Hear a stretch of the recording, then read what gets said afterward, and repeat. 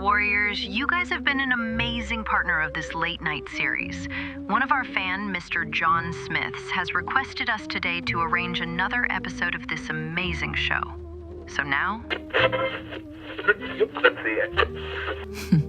You are listening to Gotham City Radio, the voice of Gotham since 1945, broadcasting tonight from Wayne Manor with our host, Aubrey James.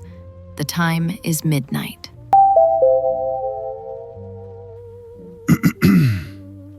Good evening, Gotham. The midnight hour finds us deep in the shadows of the city's conscience. I'm Aubrey James, here with you, tracking the quiet conflicts that define our nights. We've faced the chaotic streets and the cold, digital siege. Now, we confront the silence of justice abandoned. Our focus tonight is the old Gotham courthouse, a magnificent granite tomb that has stood empty since the new judicial center opened a decade ago. It is a cathedral of history, holding the echoes of every verdict, every lie, and every compromise made in the name of the law. But tonight, that silence is being breached. The courthouse is locked down, yet the sounds tell a story of deliberate, methodical malice. I hear the constant drip, drip, drip of water, the sound of decay, and beneath it, the dry, sustained scratching. It's not the sound of animals. It's the sound of acid eating away at stone and metal, slow and systematic. Someone is down there, not stealing files, but permanently erasing the evidence of Gotham's past failures. This is not a search for truth. It is a meticulously planned act of judicial cleansing. The silence of the law is broken by the sound of erasure. Let's welcome our first voice. You're on Gotham City Radio. Name and location, please. Aubrey, this is Daniel. I practiced in that old courthouse for 40 years. When you mention acid and scratching, you confirm my fear. They aren't going for the paper files. They're going for the structural foundations, the records etched into the cornerstone, and the evidence vaults. Why target the foundations of justice rather than the temporary files? Daniel, thank you for that informed perspective. Why does targeting the structural, ancient foundations of the courthouse present a greater threat than burning a room full of case files?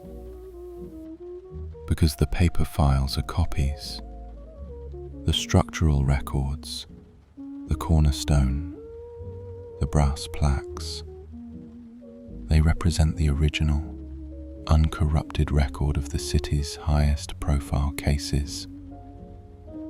By dissolving the foundation, they are making it impossible to ever rebuild or re-examine the legal truths the city was built upon. Eradicating the original record. If the acids succeed, what is the single most dangerous consequence for the current legal system in Gotham? It's the loss of precedent. Every questionable verdict, every corrupt ruling from the past decade becomes utterly untraceable. granting legal impunity to every criminal who walked free on a technicality. The loss of precedent, a terrifying act of judicial cleansing. Please, remember to like and subscribe, Daniel. Daniel's words hang heavy in the static, a reminder that this isn't simple vandalism. It's an execution. Someone isn't just after case files. They're trying to erase the city's conscience. If the foundation of the courthouse falls, so does the memory of every verdict, every ruling that defined Gotham's fragile sense of justice. Think about it. Without precedent, the law becomes a hollow echo, and the guilty rewrite their own innocence. The acids don't just eat through limestone and brass. They devour truth itself, leaving nothing but silence where once stood accountability. Daniel practiced there for 40 years. He knows what's at stake. The question is, who else does?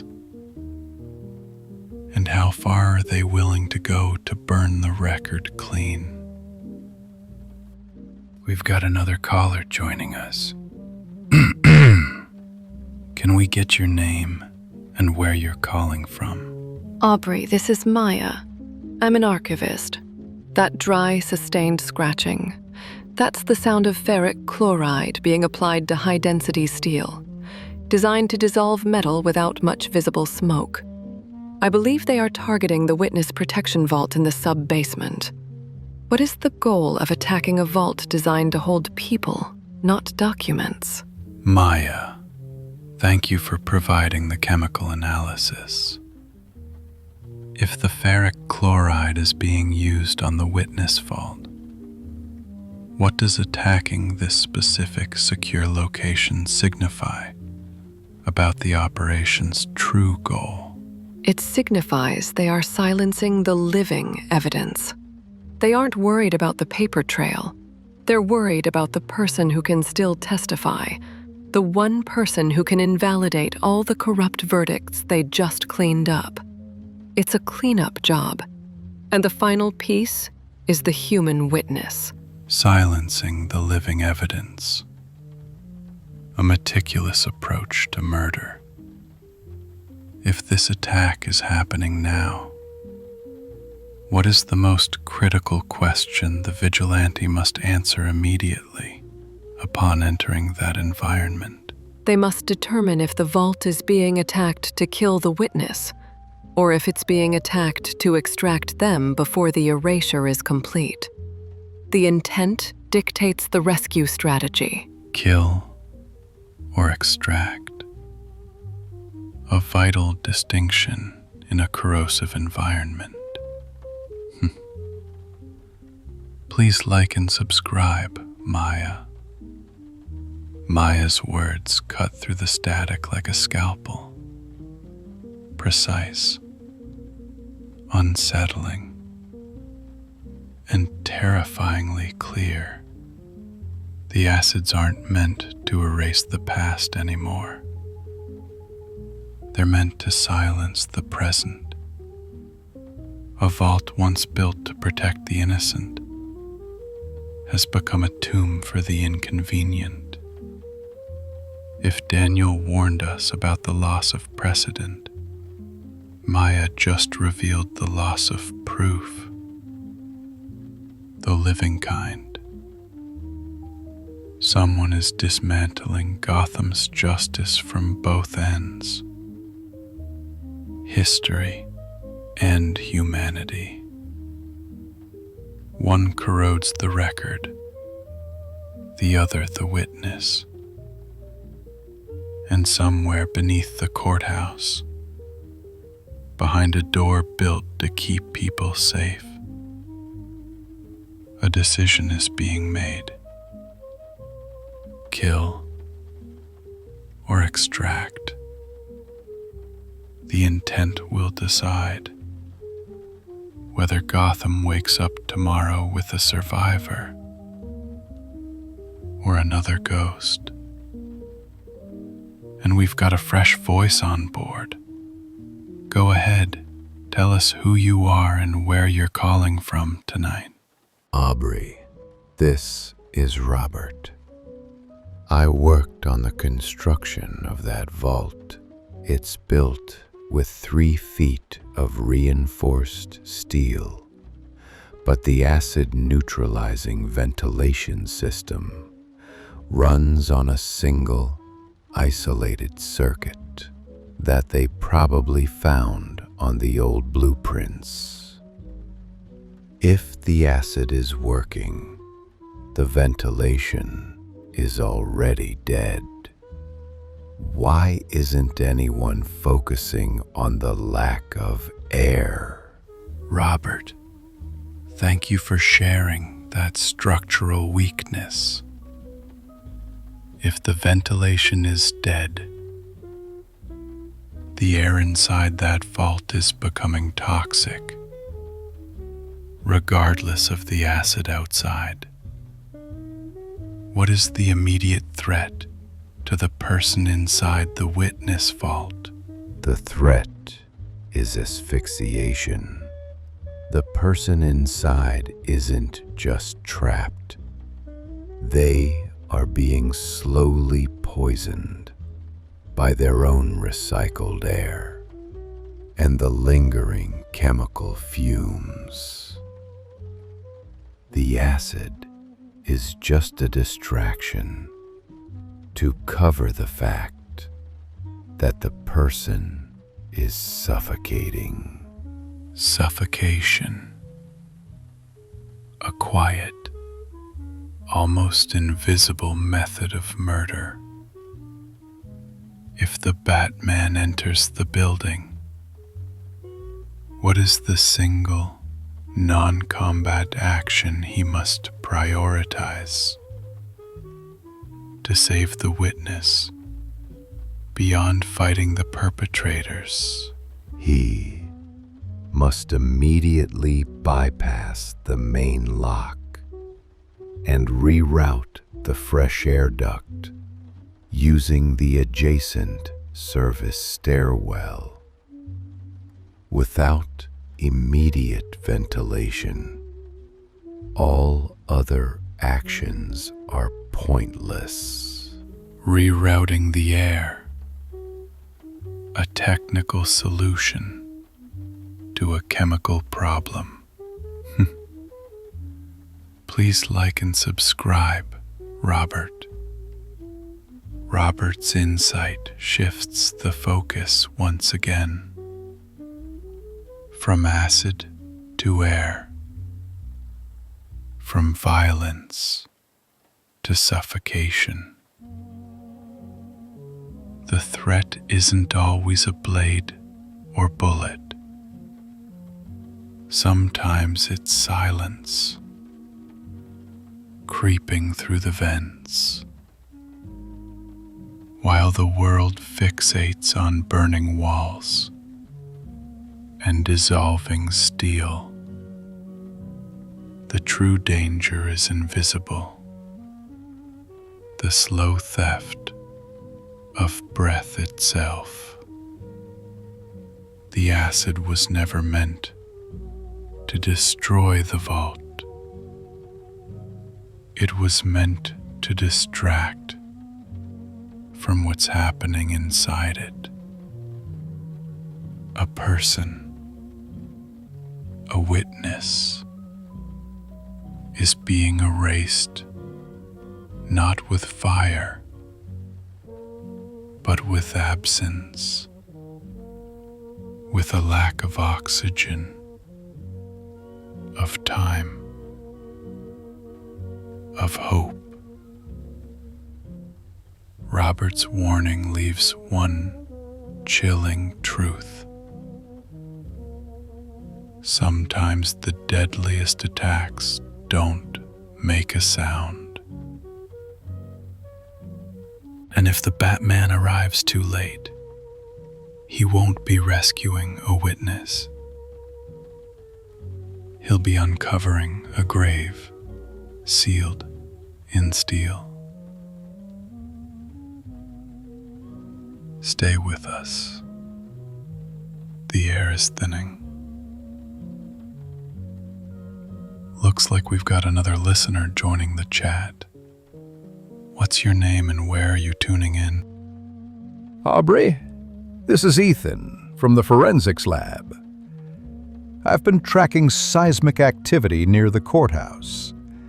The deliberate placement of the corrosive agents suggests a high-level understanding of the building's load-bearing structure. They are aiming to dissolve a specific support column, not just the vault. Ethan. A terrifying new dimension. Structural collapse. If the perpetrators succeed in dissolving a support column, what is the ultimate goal? Is it just to bury the vault? Or something larger? The goal is the collapse of the entire West Wing. That wing houses all the sealed grand jury records and the old district attorney offices. By making the wing collapse look like a natural failure, they can erase decades of sensitive information instantly and without suspicion. Making judicial cleanup look like a natural, structural failure. If the Batman is already inside, how can he temporarily stabilize that crucial support column to buy time for the rescue? He could use compressed foam injection, specifically a rapid-setting polymer. It's a temporary fix, buying perhaps 15 minutes, but it would stabilize the column just long enough to extract the witness. Compressed foam stabilization. Fighting acid with chemistry. Thank you, Ethan. Please like and subscribe. Ethan's analysis exposes the operation's final layer. This isn't sabotage. It's architecture turned against itself. Every drop of acid, every etched line on steel, has been placed with surgical precision. They're not just dissolving evidence anymore. They're rewriting the skyline of justice. A collapse disguised as coincidence. A courthouse falling not from time or neglect, but from intent. The West Wing, home to the grand jury archives and the city's deepest secrets, will crumble quietly into history, leaving nothing but dust where accountability once stood. And down there, beneath the shifting weight of a dying structure, one vigilante fights time, air, and acid, racing against chemistry itself. The question now isn't who ordered the destruction, but whether Gotham's foundation can survive one more truth being buried. Stay tuned. The structure trembles. Hey there, we've got someone new on the line. Mind telling us your name and where you're calling from? Aubrey, this is Dr. Lee. My concern is the health of the perpetrators. They are using highly corrosive acids in a confined space. This suggests they are either highly insulated or operating under the assumption of self-sacrifice. What is the psychological profile of a criminal willing to risk chemical burns and acid exposure to perform this act of erasure? Dr. Lee, thank you for focusing on the psychological toll. If the criminal is willing to sacrifice their physical well-being for this goal, what does their extreme motivation tell us about the power of the secret they are trying to protect? It tells us the secret is existential. It's not about hiding a mistake. It's about protecting the identity of the person or entity who commissioned the crime. Someone whose public exposure would dismantle their entire life and power base. The acid crew are martyrs protecting their king. Martyrs protecting their king. A dedicated, terrifying level of loyalty. If the Batman has to engage these corrosive operatives, what is the single most important action he must take to avoid long-term exposure and secondary contamination? He must control the airflow. He needs to ensure that the chemical fumes are directed away from himself and the victim, using whatever vents or tools he possesses, making air control the primary combat objective. Controlling the airflow. Fighting chemically, not physically. Thank you, Dr. Lee. Please like and subscribe. Dr. Lee's words bring a sobering truth to the surface. Not every battle in Gotham is fought for greed or vengeance. Some are fought in silence, for faith, for protection, for something or someone too powerful to be named. These perpetrators aren't vandals. They're believers. To risk melting flesh and poisoned lungs for a cause means devotion far beyond fear. They are the kind of zealots who see death as a necessary clause in the contract of loyalty. And that loyalty hints at a king worth dying for. While the acids burn and the vault walls scream, the real corrosion may be happening in the mind. Loyalty eating through reason. Secrecy dissolving sanity. Batman may win the fight, but what if the war was never about survival? Only obedience. We've got another call coming through. Name and location, please, for the record. Aubrey, this is Marcus. I'm a retired utility worker. The courthouse is directly over a massive junction of old electrical conduits. If that support column collapses, as Ethan suggested, it won't just bury files. It will cause a city-wide grid failure that could last for weeks. Why isn't anyone talking about the collateral damage to the whole city? Marcus, you bring us back to the systemic risk. Why would the perpetrators risk a citywide blackout and massive infrastructure damage just to bury one vault and one set of files? Because the blackout is part of the plan.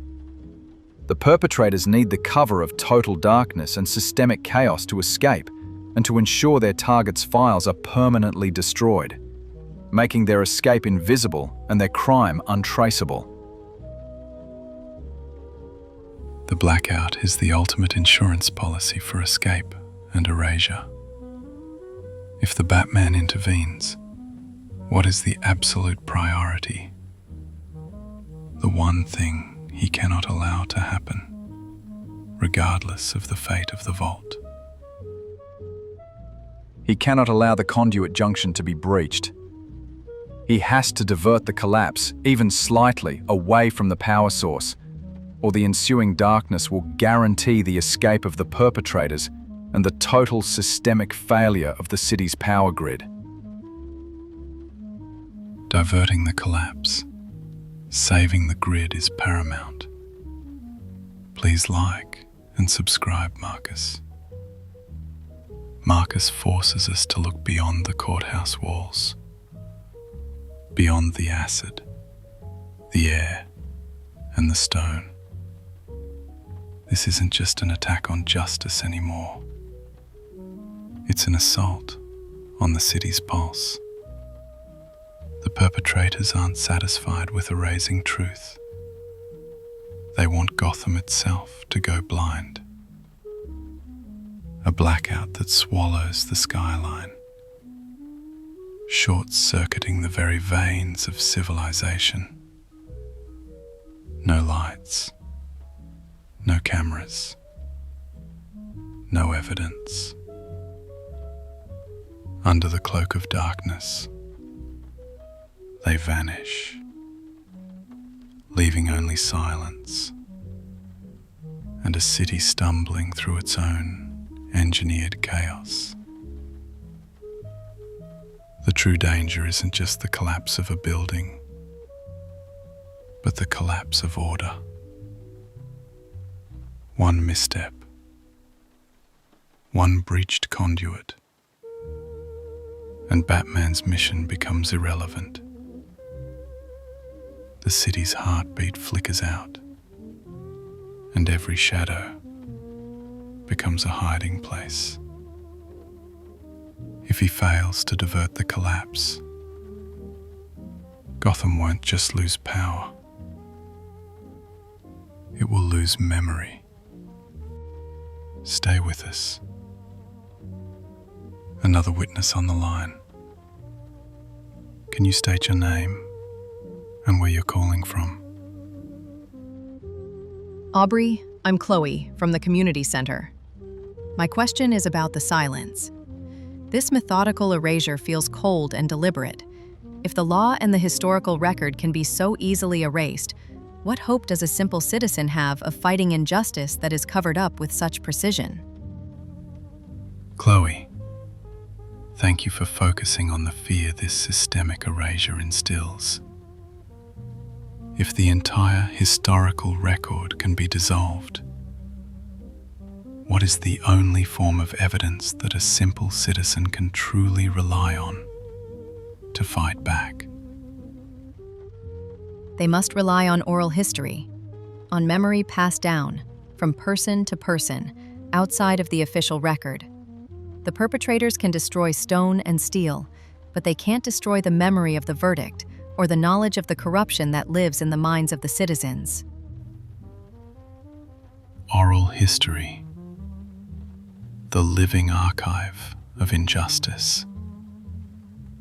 If the Batman is fighting the physical erasure, how does his action serve to protect the community's oral history? His action validates the memory. If he stops the erasure, he proves that the citizens' fear and knowledge of the corruption was real, giving courage to those who carry the memory to finally speak the truth. Validating the memory. Thank you, Chloe. Please like and subscribe. Chloe's words bring us to the heart of it. After the acids, after the silence, after the fall of steel and stone, what remains is memory. The last frontier of truth, the final archive that no chemical can corrode.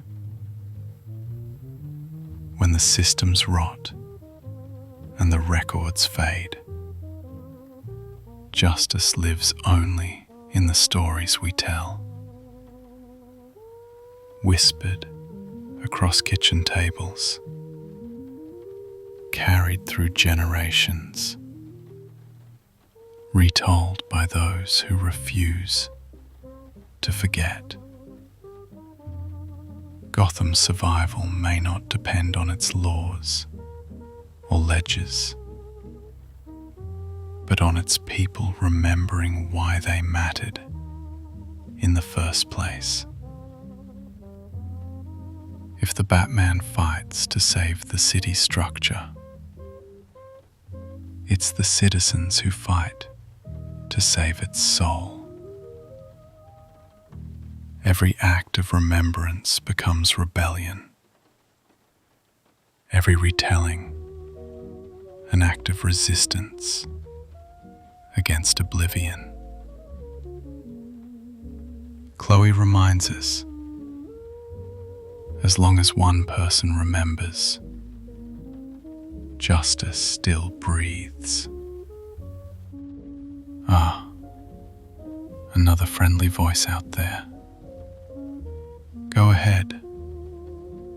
Tell us who you are and where you've tuned in from.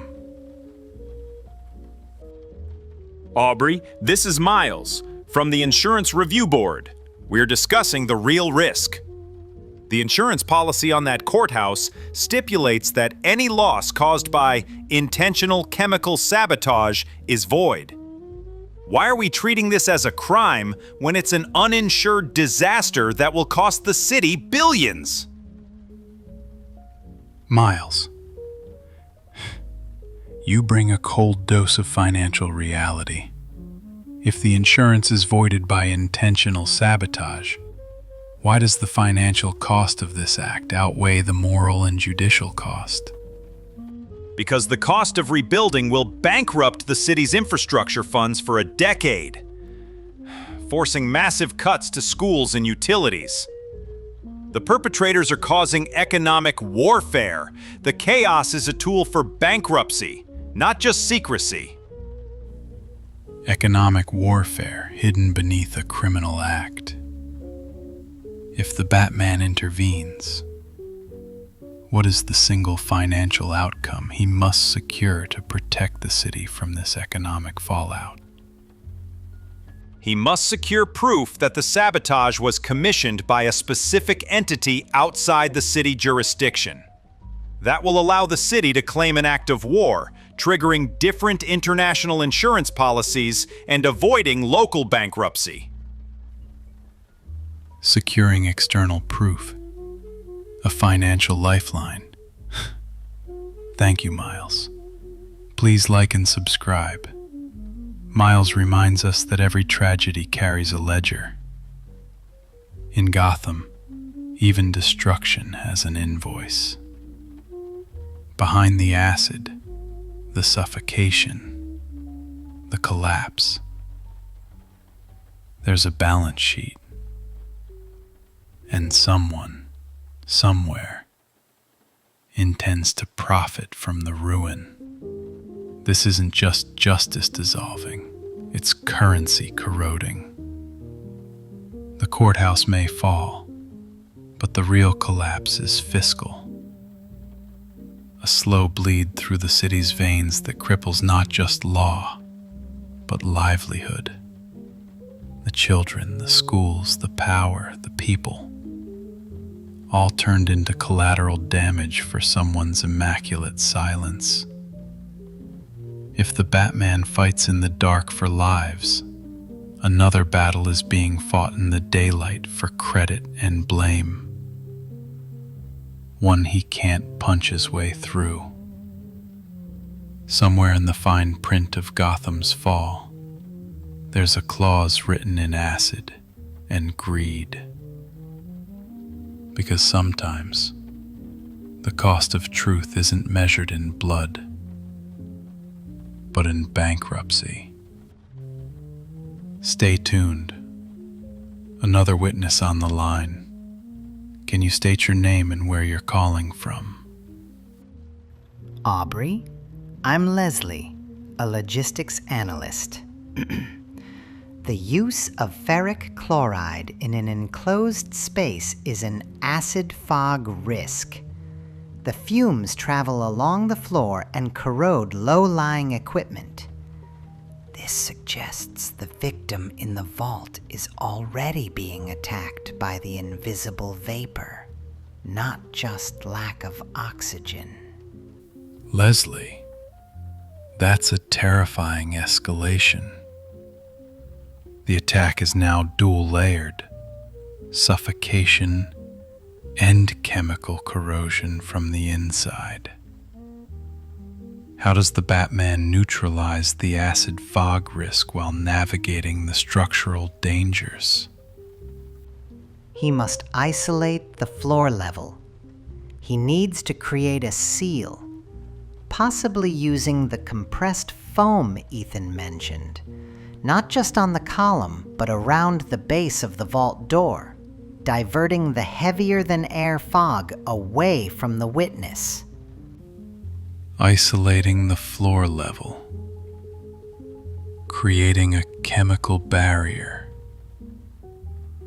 What is the single most critical thing the witness must do inside the vault to survive the acid fog and the suffocating atmosphere? They must climb vertically, get as high as possible, away from the floor where the dense acid vapor settles. Their survival depends on understanding the basic physics of the poison. Climb vertically, using physics for survival. Thank you, Leslie. Please like and subscribe. Leslie's analysis peels back the last layer of this chemical nightmare. The air itself has turned predator. The acid fog creeps low, unseen, devouring from the ground up. What began as a legal erasure has now become biological warfare, waged one breath at a time. The witness, trapped beneath the courthouse, isn't just fighting isolation or asphyxiation. They're climbing against gravity, clawing toward the only thing the poison can't reach: the air above corruption. Ethan's foam, Robert's ducts, Dr. Lee's airflow. It all converges here in a single, desperate vertical motion. Survival, in the end, is an act of elevation. Not just of body, but of spirit. Gotham's last truth may survive only because someone chose to rise when everything around them was sinking. Got another soul on the wire tonight. Who's calling? And from which corner of Gotham's shadows? Aubrey, this is Dr. Hayes. I track digital forensics. The perpetrators are using acid, but they will still need digital tools. They are likely using encrypted two-way radio communication on a highly restricted channel to coordinate their actions and monitor the structural stability. How can the Batman locate the team without engaging in a large-scale physical search? Dr. Hayes, thank you for providing the digital counterpoint to this analog attack. How can the Batman utilize the digital signals to pinpoint the location of the acid crew in that massive, echoing building? He needs to introduce a brief, high-frequency electromagnetic pulse, EMP. just a tiny burst near the central communication node. This won't damage the equipment, but it will cause a momentary feedback spike in their restricted frequency, allowing him to triangulate their exact position. Triangulating the signal. Using a controlled EMP burst. What is the single most important message the Batman must send to the perpetrators before engaging them? He must send a message that they have failed. A simple digital signal confirming that the critical files have already been secured, or that the witness is already safe. That will destroy their psychological motivation instantly. Destroying the motivation before the physical confrontation. Thank you, Dr. Hayes. Please like and subscribe. Dr. Hayes pulls the curtain back on the last invisible theater of this crime. The war over signals. While acid corrodes stone, the perpetrators still need whispers across wires to choreograph the ruin. Cut the whisper, and the whole operation staggers. A tiny EMP, a deliberate glitch in the dark, and the hidden voices betray their hiding place. It's a surgical strike in the radio spectrum, not to destroy, but to reveal. Then, with position known and motivation collapsed, the rest becomes a matter of timing and conviction. More than steel or stone, this plot depended on certainty. Remove that certainty. Tell them the witness is safe. Tell them the files are already gone. And you remove the reason they risk everything. Sometimes the most powerful weapon is a message. Dr. Hayes gives Batman a map made of static and silence. Triangulate. Expose. Demoralize. When the radios go quiet, the night grows honest again. Stay with us. Another witness on the line. Can you state your name and where you're calling from? Aubrey, this is Vic again. I know the foundation of that courthouse. If they are dissolving the support column, there's an emergency flood valve for the whole sub-basement right next to it. It's a huge wheel meant for fire suppression. Vic, a new low-tech solution. If the Batman activates that emergency flood valve, what is the immediate consequence for the perpetrators and the vault? The consequence is that the entire sub-basement fills with water in minutes. That won't stop the acid, but the rapid cooling will neutralize the acid's volatility, turning the gas into manageable liquid. It stops the asphyxiation risk immediately. Neutralizing the volatility. Fighting chemistry with hydraulics. What is the single, absolute risk the Batman runs by flooding the entire sub-basement area? He risks destroying the historical paper records that still exist in the adjacent archive room. It's a choice between saving the human witness and saving the historical evidence.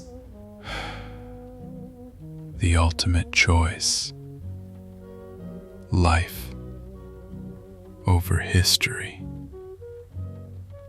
Thank you, Vic. Please like and subscribe. Vic returns with a truth that feels almost biblical. Salvation through flood. In the end, Gotham's oldest courthouse may not burn, collapse, or crumble, but drown. A rush of cold water, turning acid to ash, gas to breath. Life bought with destruction.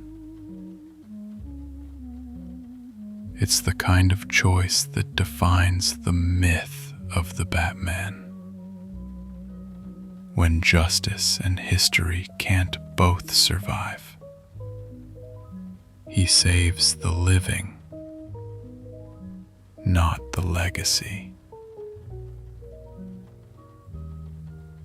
The witness will breathe again, but the written record, the fragile memory of what once was, will wash away into the dark. And maybe that's Gotham's curse. Every rescue costs remembrance. Every act of mercy erases a little more of what made the city worth saving.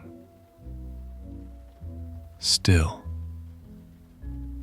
better a soaked archive than another silent grave. Another call drifts in through the static. Name yourself, stranger. And where's that signal coming from? Aubrey, this is Susan. The acoustics of that abandoned courthouse are vast. That drip, drip, drip of water, it's not random. It's amplifying the anxiety of anyone inside. How can the Batman use the building's own vast echoing acoustics to his advantage during the stealth phase of the operation? Susan, thank you for focusing on the acoustic environment. How can the Batman turn the building's massive echoing effect into a tool for intervention?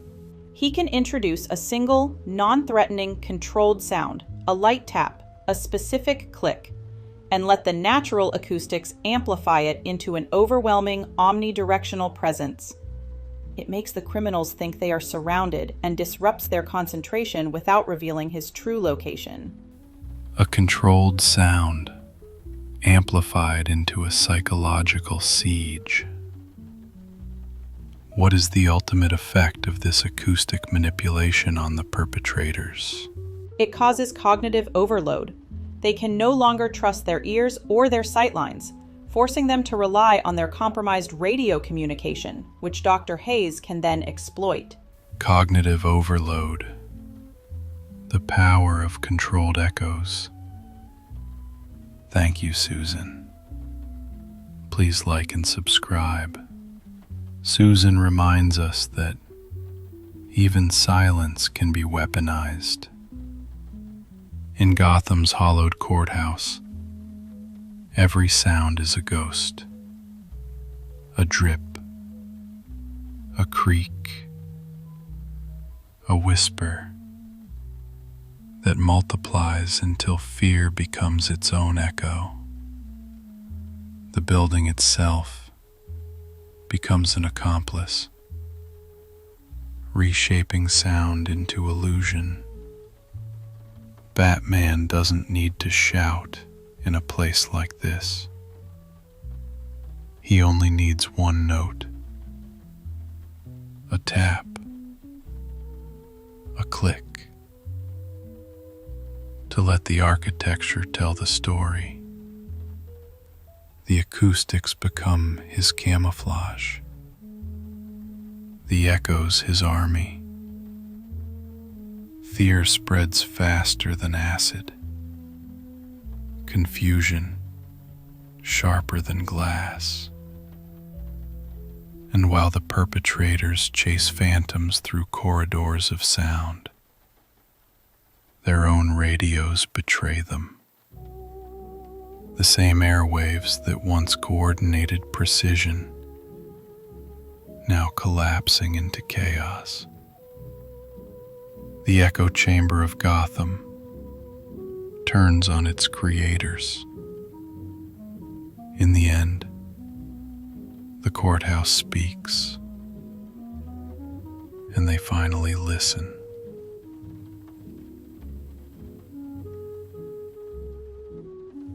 Stay tuned. Another witness on the line. Can you state your name and where you're calling from? Aubrey, this is Elias. I'm a retired steelworker. If they are dissolving the support column, the metal has been weakened over days, not hours. The biggest structural risk isn't the acid, it's the sudden, unexpected shift in temperature. If the flood valve is opened, the rapid cooling of the steel will cause a sudden, catastrophic fracture. Elias, a terrifying mechanical detail. If the cooling water causes a sudden fracture, what does that do to the time limit for stabilizing the column? It eliminates the time limit. The entire West Wing collapses in seconds. The Batman must stabilize the column before he turns the flood valve. He cannot rely on the foam to be enough. He needs something heavier and quicker. Stabilize first, then flood. The foam is not enough. What is the one thing lying around an old abandoned courthouse that could be used for rapid, heavy stabilization? The old marble statues in the main lobby. If they can be quickly moved and shored against the support column, their immense weight could buy the few extra seconds needed for the operation. Marble against acid. Using art against annihilation. Thank you, Elias. Please like and subscribe. Elias brings us the voice of the tradesman, the man who understands the soul of steel. Not theory, not metaphor, but the heartbeat of metal under stress. In the old courthouse, the acid eats, the water cools, and the temperature warps the very bones of the building. The Batman stands in the middle of it, a structure of justice collapsing under its own weight. And Elias reminds us, time isn't a line here. It's a fracture waiting to happen. One wrong choice, and the courthouse doesn't fall slowly. It folds in on itself like a dying star. But there's poetry in his solution. The marble statues, relics of law and glory, dragged from the shadows to brace a crumbling column. Art against corrosion, history holding up the present, even for just a few seconds more. It's almost ironic that the same hands which carved the likeness of justice might now save it from oblivion. as the acid hisses and the flood surges. It isn't technology or wealth that holds Gotham upright. It's weight. It's memory. It's marble. The last solid truth in a dissolving world. This is the Gotham frequency. Caller 14. You're on the air. Aubrey, this is Commander Hayes from the Coast Guard. We have identified the signal pattern from the encrypted radio. It uses a unique burst cipher that rotates every 3 minutes.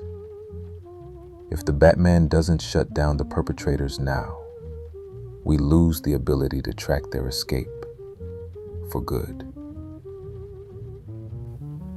Commander, thank you for that urgent update. The burst cipher dictates the timeline. If the police are unable to enter the building, what is the single most valuable piece of information the Batman must retrieve from that sub-basement to ensure their ultimate capture? He must retrieve the acid delivery system. Not the acid itself, but the pump, the nozzle, and the pressure regulator. That specific hardware will carry the unique chemical and tool signatures needed for the forensic team to identify the purchaser and the bomb maker. Retrieving the delivery system, the forensic signature of the attack. What is the consequence if he fails to retrieve this physical evidence before the perpetrators escape? The consequence is that the entire erasure is untraceable. The perpetrators go back into the shadows, and the agency that commissioned the crime is granted perpetual impunity. Perpetual impunity. Thank you, Commander. Please like and subscribe. Commander Hayes brings us the voice of order, the precise hum of the nation's defensive machinery intersecting with Gotham's chaos. A rotating burst cipher, a code that lives and dies every 3 minutes. The rhythm of vanishing data, the heartbeat of conspiracy itself. For every acid drop that eats through steel, there's a digital echo dissolving the truth. The Batman stands beneath it all, in that hollow chamber where law, memory, and machinery collapse into steam. The timer isn't on the explosives anymore. It's on the evidence. And the commander's words are the final countdown. The hardware is the fingerprint, the pump, the regulator, the nozzle. Mute, mechanical witnesses to human intent. Without them, the act remains faceless, and the faceless are immortal. To retrieve the tool is to retrieve accountability.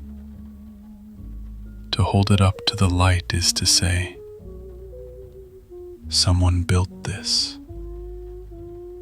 Someone paid for it. Someone wanted silence more than justice. And so, amid the drowning corridors and echoing vaults, the Batman no longer chases men. He chases proof. Because in a world obsessed with erasure, the only weapon left is evidence that refuses to disappear. This is the Gotham frequency. The line hums. The static deepens. And the night waits for one final call. Aubrey, it's Ethel. All this talk of acid, foam, and collapsing marble is exhausting. My question is about the witness. If the Batman saves them, what is the emotional significance of that person's life in the context of the courthouse's collapse? Ethel, thank you for bringing us back to the human element. What does the survival of that single witness signify in the face of such a precise, systematic attempt to erase Gotham's history? It signifies that life outweighs record. The city tried to bury that person, but the vigilante chose the living, breathing truth over the preservation of historical paper. That witness is the living verdict that the city could not erase. The living verdict. That is the only truth that truly matters tonight. If the courthouse is left damaged, what is the quiet message the citizens should take away from the failure of the structure? The message is that justice must move outside the stone. The stone collapsed, but the justice survived in the heart of the witness. The law must follow the people, not the broken buildings. Justice must follow the people. Thank you, Ethel. Please like and subscribe. Ethel brings us full circle. From circuits and conduits, from acid and steel, from marble and memory, back to the pulse of a single human life. The courthouse stands half dissolved, half standing, a skeleton of law, humming in the dark. Beneath the ruin, a single heartbeat echoes louder than all the city's records combined. The witness survives, and with them, the verdict that no archive could hold. Elias spoke of marble, Marcus of power, Chloe of memory, Leslie of vapor, Hayes of signal. And now Ethel reminds us, the body itself is the archive. The skin remembers, the eyes testify.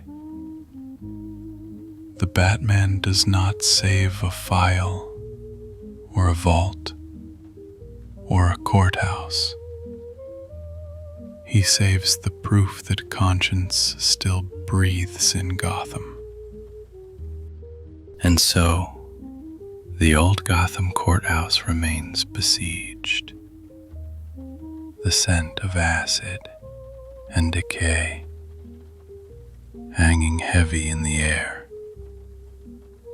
The choice is stark. Save the living witness, or save the history. Risk the power grid, or guarantee the structural collapse. The perpetrator's meticulous plan to enact a judicial cleansing has been met by a counterplan, utilizing chemistry, hydraulics, and marble, fighting an absolute plan with absolute improvisation We end this night with the belief that even against the pervasive silence of corruption, the living verdict will be heard. This has been Aubrey James, broadcasting tonight from the sanctuary of Wayne Manor, your companion against the silence of the verdict. Thank you for listening, for sharing your critical intelligence, and for helping us fight the decay of the law. Until next time, stay safe, Gotham. And remember, the greatest enemy is the one that makes you doubt the living truth. Good night, everyone.